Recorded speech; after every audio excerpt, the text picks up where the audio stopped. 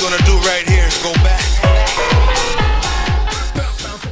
We are here with Q-Boy, aka Q, the artist, DJ, producer extraordinaire in his South East London home, South East London Massive. Yo, yo, Q, how are you doing, my sweetheart? How was 2010? Fine, 2010. We're doing a new project called Sam Le Man, which is a new artist name that I'm working under, which is separate from the Q-Boy brand. So, bear in mind, this is exclusive, a little bit exclusive. So, Sam Le Man is going to be coming out very soon. That sounds fresh, I like that, Sam Le Man. Oh, I'm going to do like a little Sam mixtape. It's going to have some remixes that I've done, some dance remixes and electro stuff, and then some new tracks of myself, and also an artist that I'm pushing and still working with, which is Icicle. I released my initial music video coming out to play to MTV's Logo in the States, and that got into the #6 in the chart there. Fantastic. Which is very cool. Have to say that tune is massive. Look it up. It's banging. It's got that Ring My Bell track. It's wicked. It's wicked. You've got to see it. You've got to see it. Came here to party, and I know you did too.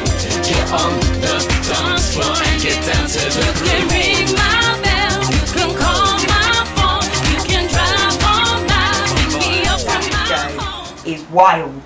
Like, where was that shot? That was shot in Brooklyn, actually. I went to Brooklyn for I lived there for 3.5 months. And whilst I was there, I hooked up with this guy called Jaro Guri, who had actually directed one of my older music videos from a few years back called QBOY.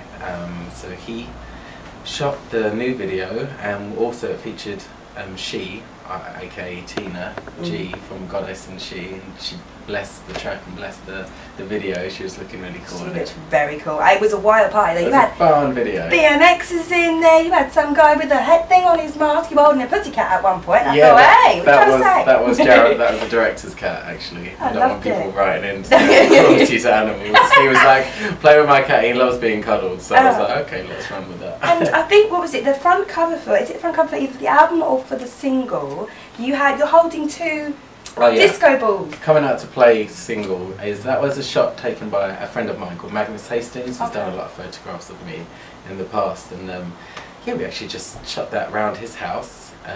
He came down. I was stood there in front of the camera, and he was like, "Hang on a minute," and he went up these stairs, and then he came back down with these two halves of disco balls, and I was like, "What am I supposed to do with these?" Exactly. And it was like literally the half of a disco ball, and there was like one tiny little metal pin about that big, which I had to hold on. I don't know if you've ever picked up a disco ball, but they're heavy. Yes. They're really heavy. So I'm holding these two pins in them like this, and I'm like, my fingers are gonna hurt and snap off. It was hard, but it was a good shot. It looked good. I love that shot. I was like, yeah, it was a fresh shot. Okay, so tell me, what was your inspiration? What made you want to, become an artist? I definitely had the bug of performing and attention seeking and dancing. That was there from about 3 or 4, from a very young age.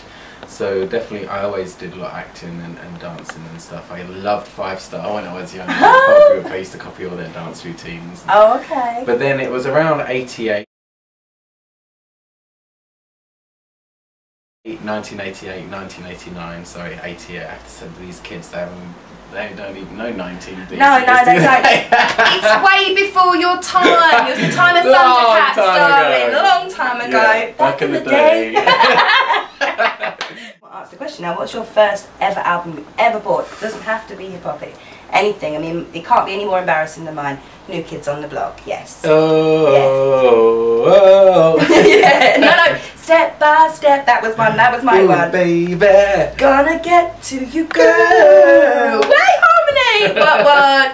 I was doing Joe's bit. Oh, okay. He always did the highness. Yeah, exactly. Don't know how I remember that. Oh dear, oh dear. I can't remember exactly what the first album was. I mean, I'm a Libra, and Libra, my star sign is Libra. Libras tend to collect, as you can't see, but in my living room, there's a large collection of DVDs and a large collection of CDs and vinyl. And so I've always collected, and I've always collected records from a very young age. So 5 Star definitely would have been one of the first things I probably ever bought. I don't other than Firestar, Janet Jackson, Living Nation 1814. That was... Janet said, I'm going to marry Janet. Everybody bounce, bounce with it. Bounce, bounce, everybody bounce, bounce with it. I'm sick on the rhythm in a minute. I will...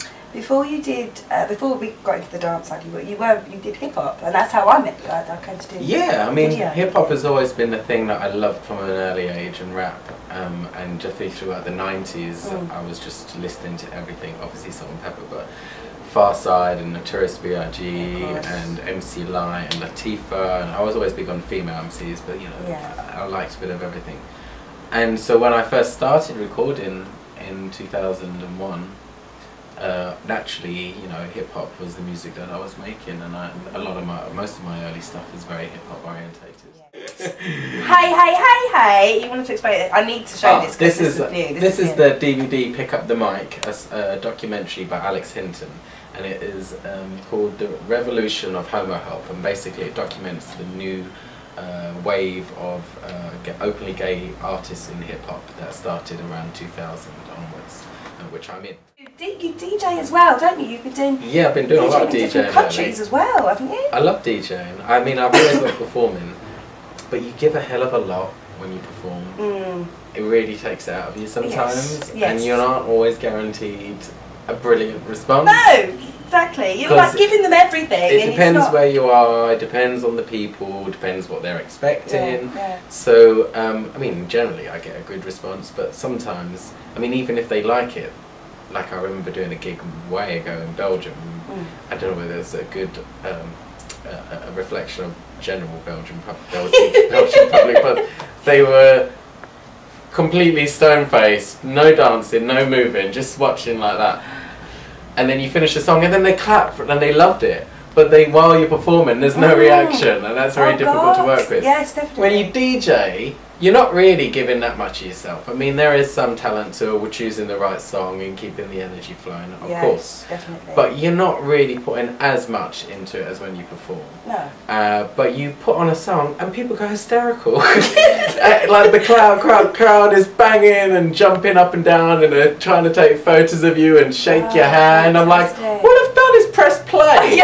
When I go on stage and I give you my heart and soul and everything I've got and my blood, sweat and tears, sometimes you're not getting the same back.